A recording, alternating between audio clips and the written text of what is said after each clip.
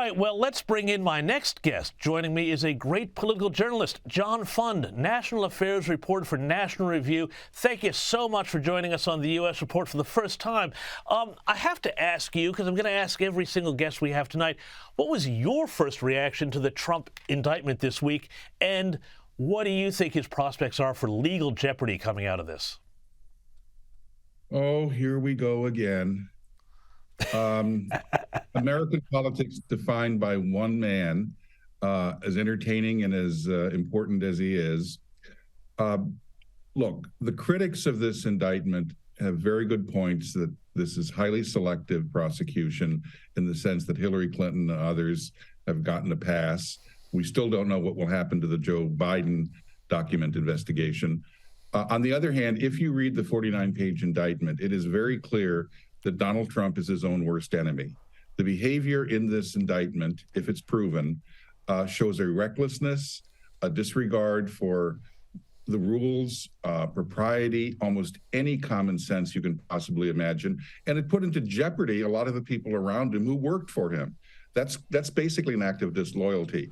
So I think it certainly should give any Trump supporter pause that Trump doesn't seem to have learned any lessons from all of the times that he's stepped in it before and given ammunition to his worst enemies who then twisted the knife in him.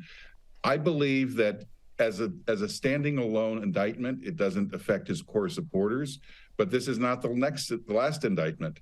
If Donald Trump goes into the 2024 campaign with 3 indictments hanging over his head, I think it will have a cumulative effect on his independent vote in the fall. And clearly, all the Republican candidates other than Trump beat Joe Biden right now, but not Trump. He's tied or behind. So I think that there will be a section of the Republican electorate that will say, do we really want to risk having the country still run by the Democrats for the next 4 years? And if we nominate someone other than Trump, we reduce that risk dramatically.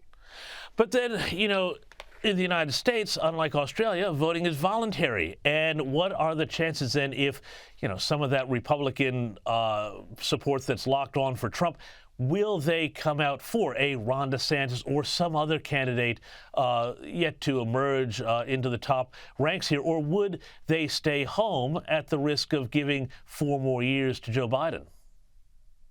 That's up to Donald Trump in a large measure.